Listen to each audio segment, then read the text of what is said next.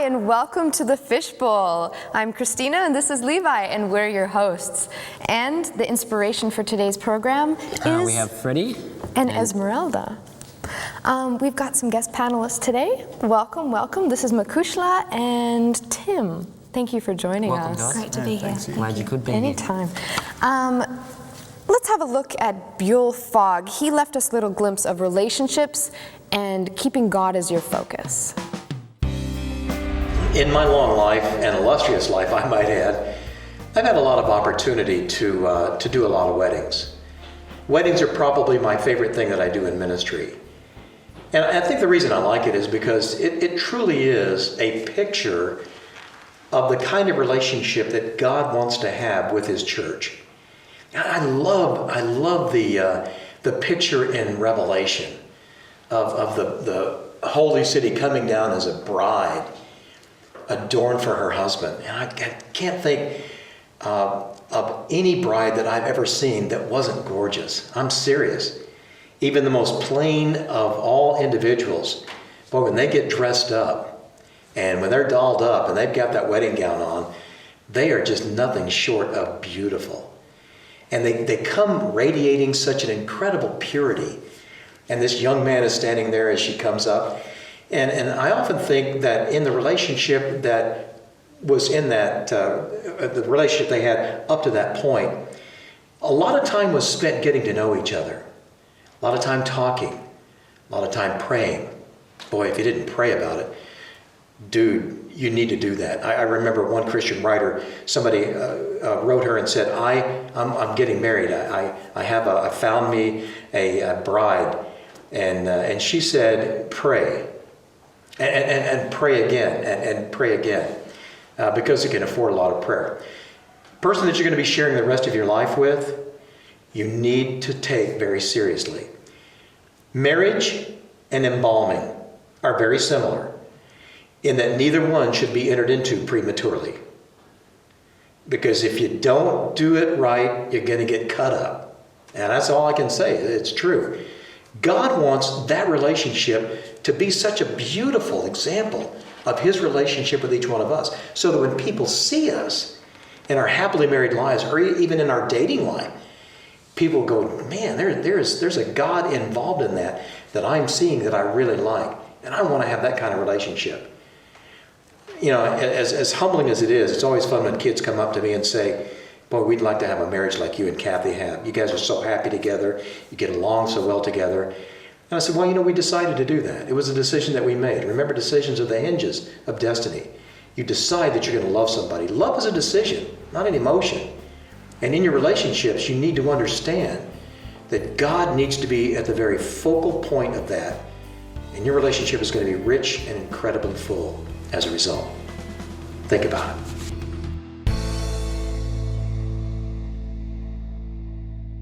Well, that was very insightful what Buell had to say.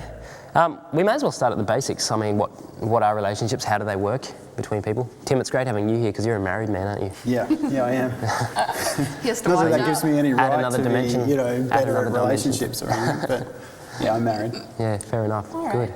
So what are the basics of a relationship for people who haven't started to date yet? What are things that you should focus on? I think it's essential to work out that there's a man and a woman. Oh, okay. It's often a good idea. All right. That's nice to know. Well, I reckon attraction. Attraction, definitely. Definitely there needs to be some sort of chemistry or attraction to a person. You need to be attracted to this person rather than It we does may as help. well date because there's nobody else. Yeah. In common interests. Common interests, for sure. It's always a benefit to Yeah. be able to have something to do together. Absolutely. Bonding experience. Values. And also, like, I think personally being able to laugh with another Yeah. person is a massive thing. Like, Laughter is such a key absolutely. ingredient. I mean, if you can laugh with someone, it can just cover you so connect many. on another level that Yeah. you can't even express in words. Even really. personally, to be able to laugh at yourself and Yeah, share that with someone exactly, else, exactly. It's great. It is awesome.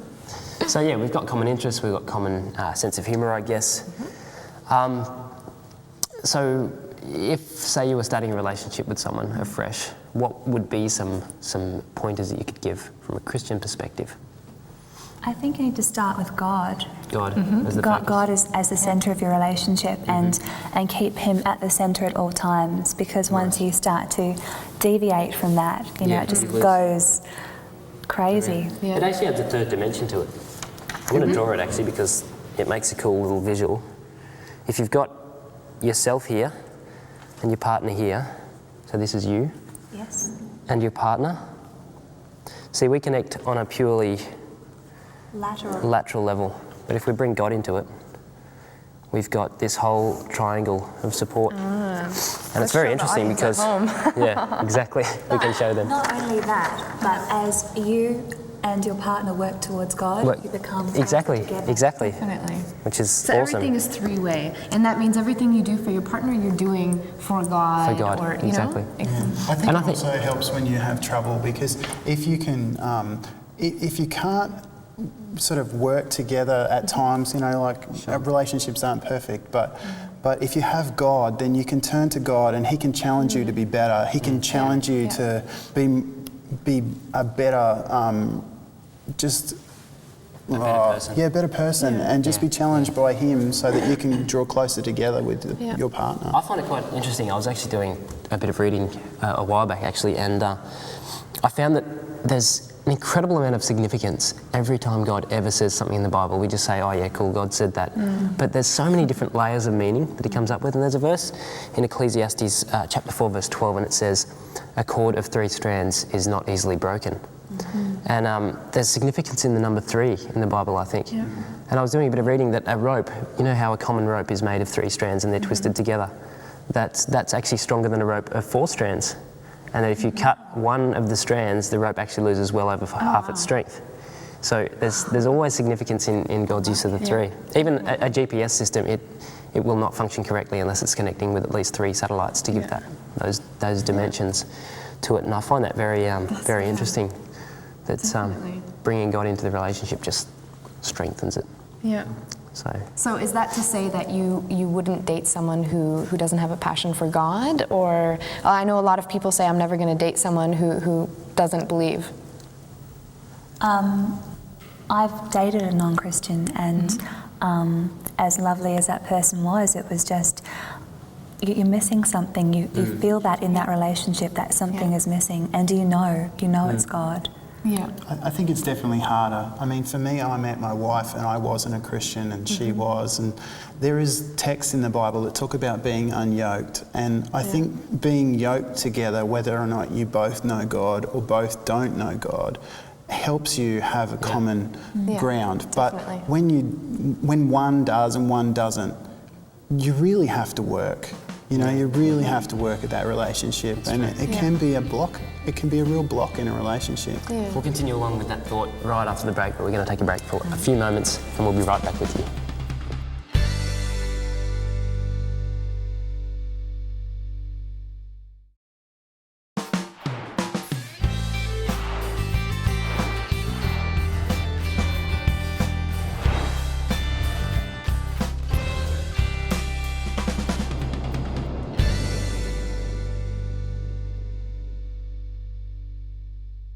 Welcome back. Tim was just talking about being unequally yoked. And Levi, what were you going to say? I was gonna say something there. Like, I know the Bible recommends that you shouldn't be unequally yoked with someone, and we interpret that to mean as far as belief and faith goes. But I have heard other people say, well, doesn't that limit the influence I can have over someone? Like, would that take away my potential to influence them for Christ? Yeah, I don't think being unequally yoked is a grounds for not starting a relationship with someone. But what I think you need to acknowledge is that in the Bible, God's given you this outline of what a relationship could really be about and how good a relationship can be.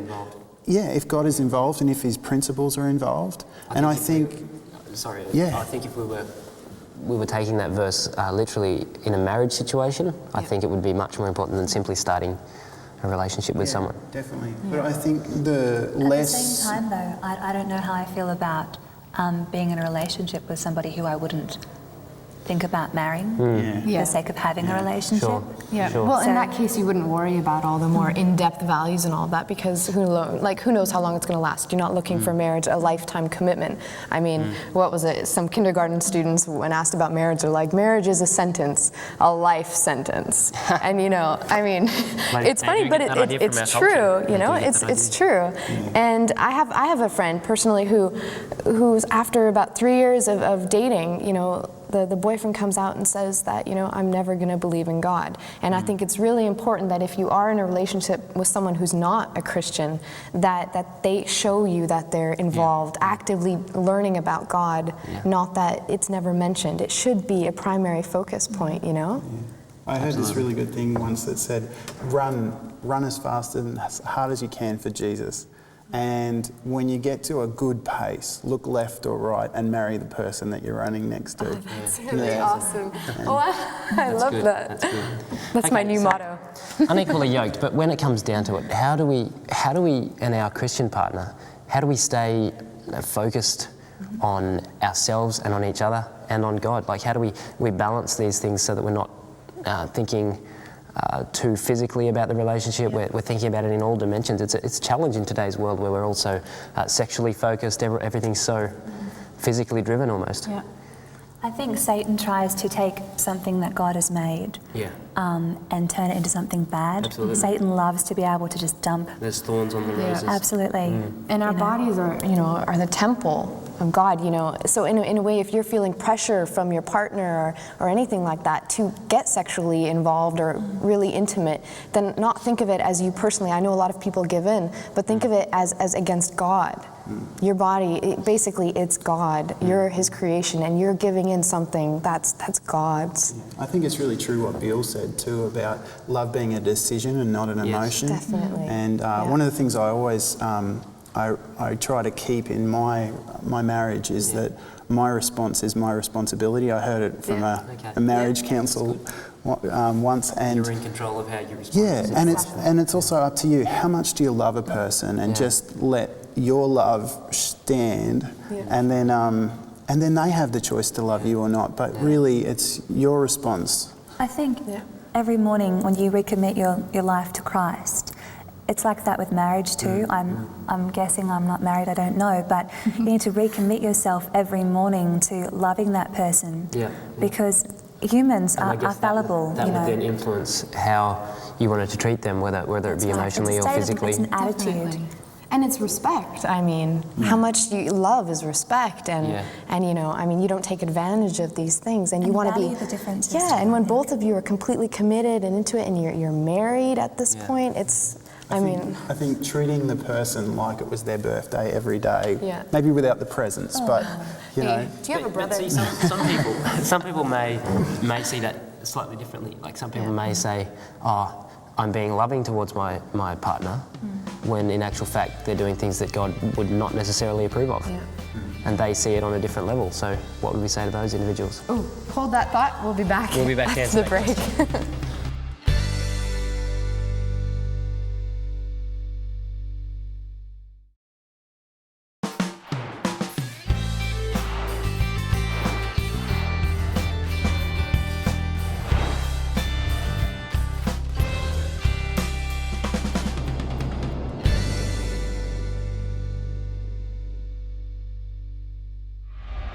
Welcome back to the Fishbowl. We've been discussing relationships and how to keep God involved in our relationships here on earth. I was asking the question about how do people that see things slightly differently respond to situations where, say, they're told that God doesn't approve of certain behaviours, but they see it as being loving.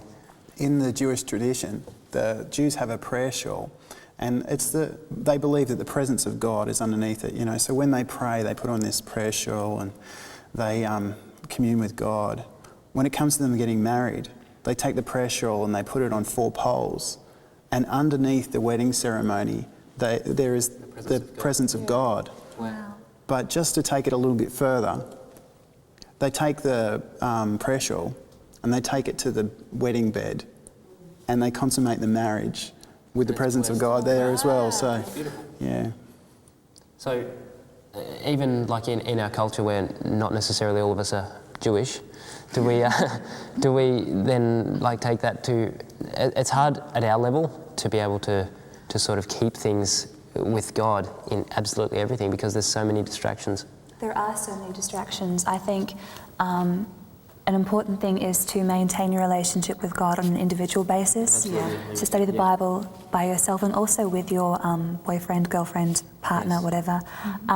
Because by studying God's Word together, you are discussing it and drawing closer and being knit together and meshing your understanding of God and what He wants and His will for your life. Rings true the old saying, those who pray together stay together. I remember my grandfather, he told me the story about his parents, and he saw them kneeling by the bed praying together, and he said it was the most intimate moment that he'd ever seen because it was such a lovely bonding experience. You know, it's that foundation. That's similar, like my parents. Oh, sorry. No. It's like they start the day together praying with God, you know, and they end the day together praying with God. And if you don't have God, you better get yourself some friends, and you better have some people that can support you because. But ultimately, it's never going to be as good as having that person to talk to, another partner in your marriage or a partner in your relationship. I mean, even if you don't agree on a lot of things, from my own personal experience, reading the Bible and not, you know, agreeing on a specific interpretation of a text and something, it's actually, you know, it opens your mind to different possibilities, and you can appreciate each other and even have these little stimulating arguments about the text and what God really means to each of us, and through that you learn about each other a lot more. Absolutely. And you learn about God. Definitely. And I think the important thing to remember about relationships is that everybody makes mistakes. And thank God that He's so forgiving. And also by being, you know, touched by God, you forgive so much easier as well, you know? You forgive your partner will make mistakes, you will make mistakes, you'll make mistakes together. But you learn so much through that. And you learn so much about the character of God from someone that loves you, you know, and the person that loves you. You learn so much about forgiveness and love. Well, that's it, because we're God's hands, we're God's feet. We are, you know, His servants on earth, and to be able to serve and to love someone is a privilege and a blessing. I've found that good relationships are very rare. Like, there's so many people that are struggling with relationships. I mean, look at every second song on the radio, in popular culture. We've got breakup songs, we've got broken heart songs, we've got she doesn't love me songs, we've got everything in the whole spectrum, and I think that's a sure sign that society struggles with relationships. I think that's a challenge when you're starting out in a relationship, because a lot of people are looking for those perfect moments with someone, and when you don't have a perfect moment, you might question whether or not you're supposed to be with that person, and you know, little relationships can break up with the smallest things. You know. Yeah, it's so Wow. true. Well, Tim, Yeah. I know that you're going to share a little bit of your story with us. Yeah. So if you could, thank you. Yeah. My story's not really about an instant conversion, but a journey, you know, and a real lot of relationships have been involved in my story. To start off with, I have a parents. My dad's a fortune teller and my mum's a hands-on healer, and they lived a pretty alternative lifestyle. And so when I was in high school, I sort of joined in a little bit on that, and I had dreadlocks. And when I had the dreads, you just get stereotyped and people just treat you differently instantly. And so while I was at university, I met my wife. She was only my girlfriend at the time, and she was only here for a short time. She told me she was going to camp, and it was a camp which she'd be away for a week and I wouldn't be able to call her. And I said to her, well, I like camping. And it was a big camp up in Queensland, and we went. And it was just something about the people there. They were different. They were happy to wait in line for vegetarian food, and they had meetings every night. And the pastor there, he said, come to the foot of the cross and meet the real Jesus for who he was. I sort of thought there was a God, but never really put a face to a name. And so when I was there at camp, I saw Jesus for the first time on the cross and how he died for me. And it sort of changed my life. And I just started looking for Jesus. I was in a bar and working in that sort of environment, and sort of it was this odd sort of thing where I'd be working during the week and going to church and having Bible studies and going to Daniel's seminar, and just as I grew. I realised that the way of Jesus was just so much better than all the life I had. People are just different when they meet Jesus. They love more. They're better to know. They're challenged in so many good ways, and I was challenged by that. And so that's why I became a Christian, and that's why I just ask you to look for Jesus as well and build a relationship with him. Wow. Thank you so much, Tim, for sharing. Hope you don't get in too much trouble at home. It's always dangerous talking about relationships. Thanks, Makrishla. You've been honestly really thanks, great guys. discussing. It's been great having you guys Thanks, here. Levi, as well. It's always Thank good to you. work with you. And our inspiration, the married and couple Esmeralda. fish, they're swimming again together. That's a good sign. All right, thanks everyone for watching. Enjoy the music we have for you. See you next time. Why me, Lord? What have I ever done to deserve even one of these pleasures I know?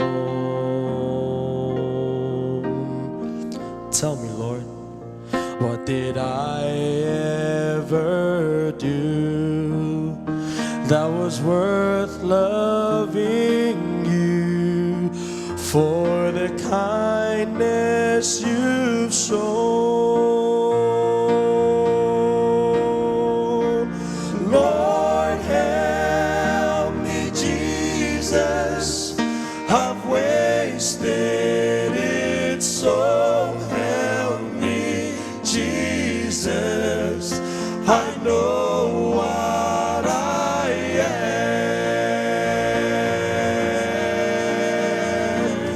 Now that I know that I've needed you, so help me, Jesus, my soul's in your hands.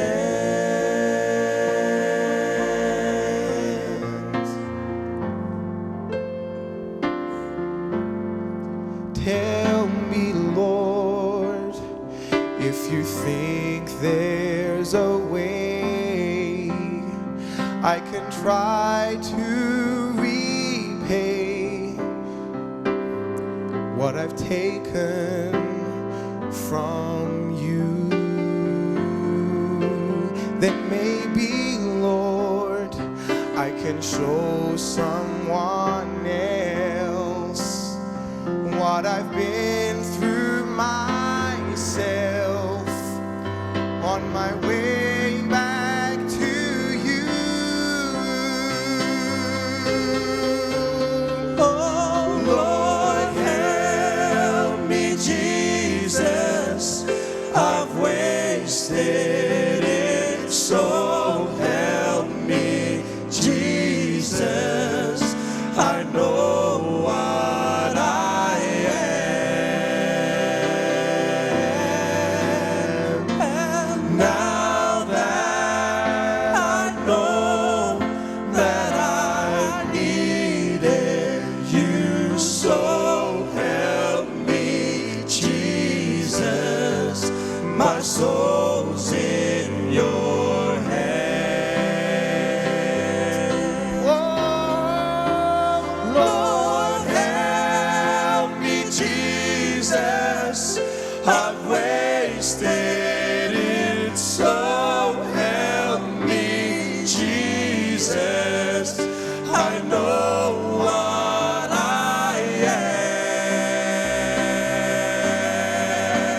am. Now that I know that I've needed you, so help me, Jesus, my soul's in your hands.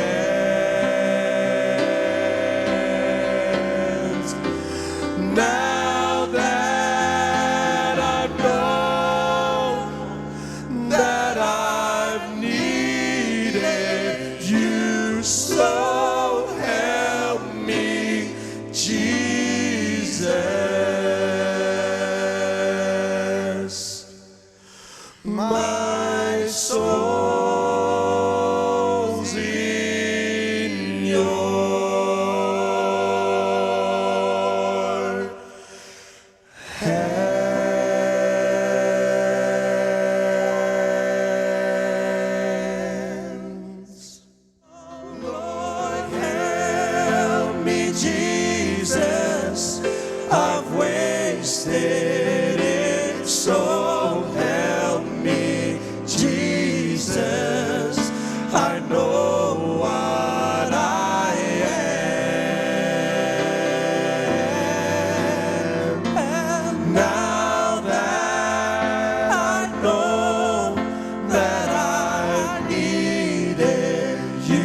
So help me, Jesus, my soul's in your hand. Oh, Lord, help me, Jesus,